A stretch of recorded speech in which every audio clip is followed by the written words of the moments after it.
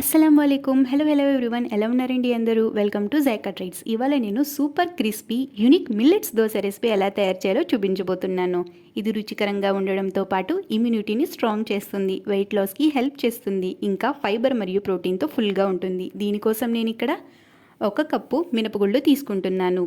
దానికి అరకప్పు సామలు, అరకప్పు రాగులు, ఇంకొక అరకప్పు జొన్నలు, ఇంకొక అరకప్పు సజ్జల్ని యాడ్ చేశాను. దీనికి 1 టీ స్పూన్ మెంతులు అనేది తీసుకుంటున్నాను. ఇంకొక కప్పులో అరకప్పు అటుకుల్ని తీసుకుంటున్నాను. ఇవి అన్నీ 2 to 3 టైమ్స్ క్లీన్గా వాష్ చేసుకోవాలి. చిరుధాన్యాల్లో కొంచెం డస్ట్ ఎక్కువగా ఉంటుంది కదండి, అందుకని మనం ఇవి క్లీన్గా అయ్యేంత వరకు వాష్ చేసుకోవాలి. మీరు ఈ ప్లేస్లో వేరే ఏ చిరుధాన్యాలనైనా తీసుకోవచ్చండి, కానీ కొలతలు మాత్రం 1 కప్పు రాగులకి 4 సరి సమాన అరకప్పులు చిరుధాన్యాలు అనేది ఉండాలి. వీటన్నిటిని శుభ్రంగా క్లీన్ చేసుకున్న తర్వాత రాత్రంతా నానడానికి ఉంచేయాలి. చిరుధాన్యాలు కదండి, సోక్ అవ్వడానికి టైం పడుతుంది, అందుకని నేను ఇక్కడ రాత్రంతా ఉంచేస్తున్నాను. మార్నింగ్ అయ్యేసరికి నా చిరుధాన్యాలు మంచిగా సోక్ అయిపోయాయి. వీటిని మనం ఇప్పుడు మిక్సర్ గ్రైండర్లో కానీ లేదా వెట్ గ్రైండర్లో కానీ గ్రైండ్ చేసుకోవాలి. చాలా స్మూత్గా వీటిని ఆపి తక్కువ వాటర్తో లేదా సరిపడా వాటర్తో మనం దీన్ని గ్రైండ్ చేసుకోవాలి. స్మూత్గా గ్రైండ్ చేయడం వల్లనే మన దోశలకి మంచి టెక్స్చర్ అండ్ క్రిస్ప్నెస్ అనేది వస్తుంది. నేను ఇక్కడ స్మూత్గా మిక్సర్ గ్రైండర్లో గ్రైండ్ చేసుకున్నాను.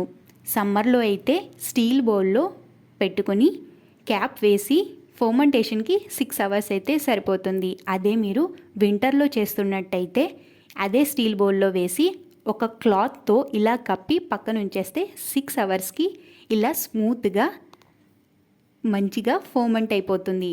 గుర్తుపెట్టుకోండి, ఎప్పుడు ఫర్మెంటేషన్ చేస్తున్నప్పుడు మనం స్టీల్ బౌల్స్లోనే ఫర్మెంట్ చేయాలి. అప్పుడే మన బ్యాటర్స్ మంచిగా ఫర్మెంట్ అవుతాయి. ప్లాస్టిక్ బౌల్లో అయితే చాలా స్లోగా ఉంటుందండి ప్రాసెస్. స్టీల్ బౌల్లో అయితే పర్ఫెక్ట్గా ఫాస్ట్గా అయిపోతుంది.